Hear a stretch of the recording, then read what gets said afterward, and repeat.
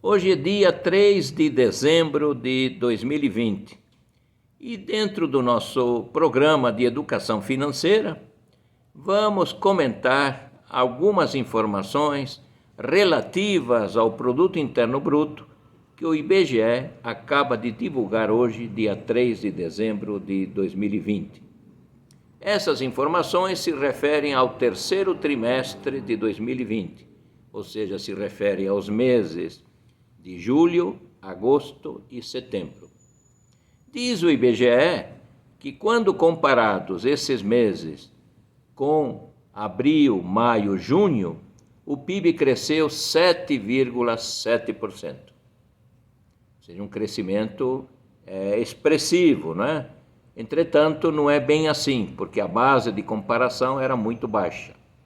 Aliás, esse número pegou de surpresa muitos colegas economistas que estavam com previsões relativamente mais elevadas para o crescimento do PIB no terceiro trimestre de 2020.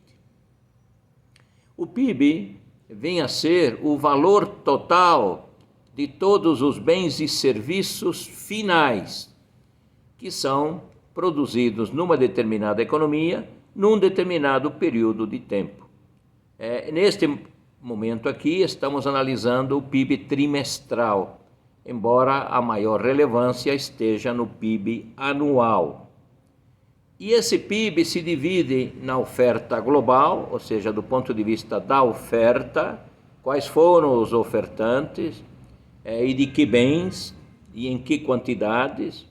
E do outro lado nós temos a ótica da despesa. Quem é que consome esses bens?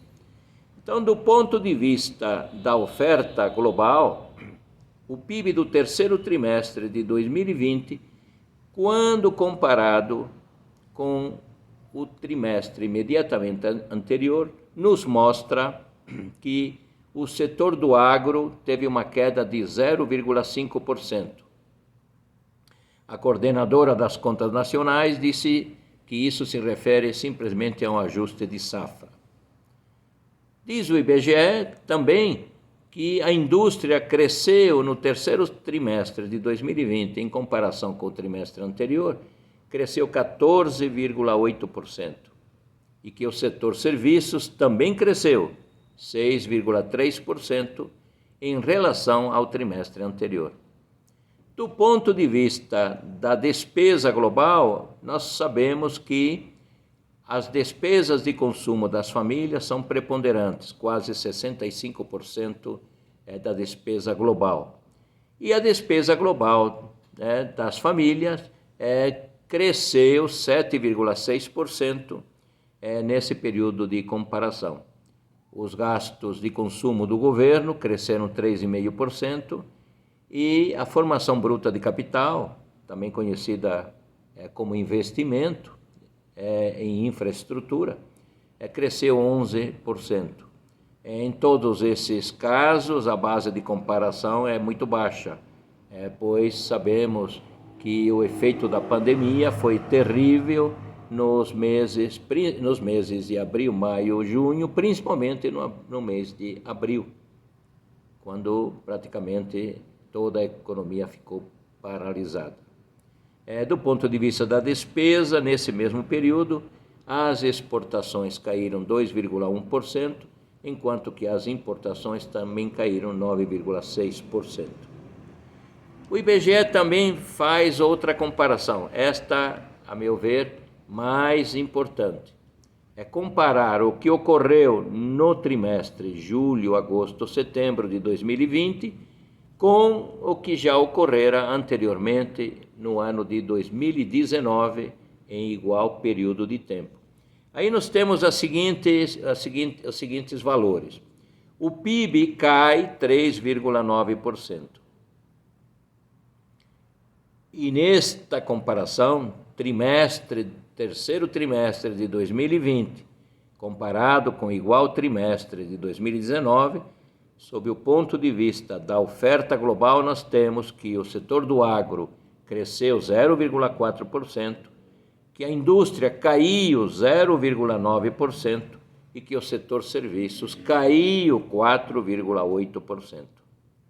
Ou seja, na mesma base de comparação trimestral, só a agricultura é que cresceu 0,4%. Os demais setores tiveram, no agregado, quedas.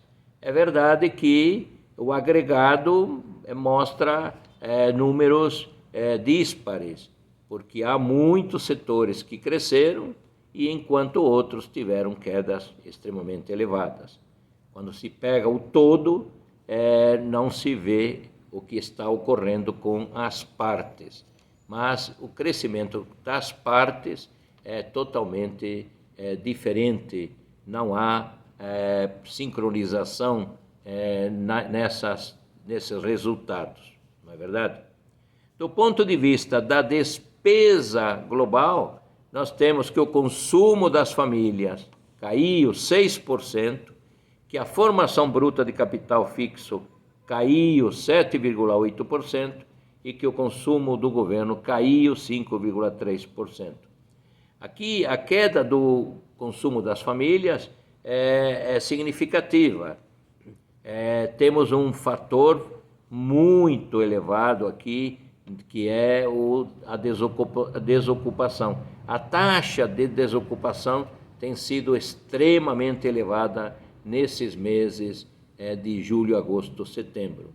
E isto retirou parcela significativa da renda que seria gasta em bens de consumo das famílias.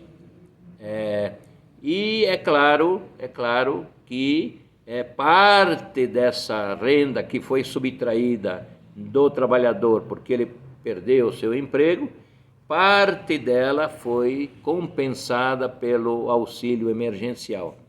Ou seja, se não fosse o auxílio emergencial, os números aqui do terceiro trimestre de 2020 seriam muito piores, terrivelmente devastadores. Não foi isso, felizmente, que ocorreu. Então, nesse ponto, tivemos quase 60 milhões de pessoas recebendo o auxílio emergencial. Elas pegaram o dinheiro e destinaram esse dinheiro para os gastos mais imediatos da família. Pagaram dívidas, mas foram à padaria, foram ao supermercado e efetuaram suas compras. E isto fez com que o consumo das famílias, neste período de tempo, tivesse uma queda, claro que teve, de 6%, mas essa queda poderia ter sido bem maior. Repito, as ações governamentais foram extremamente importantes para evitar essa tragédia maior no seio da família brasileira. Bem, estas são algumas das informações que acreditamos podem ser úteis a você e estão dentro do nosso programa de educação financeira que temos aqui na Ordem dos Economistas do Brasil.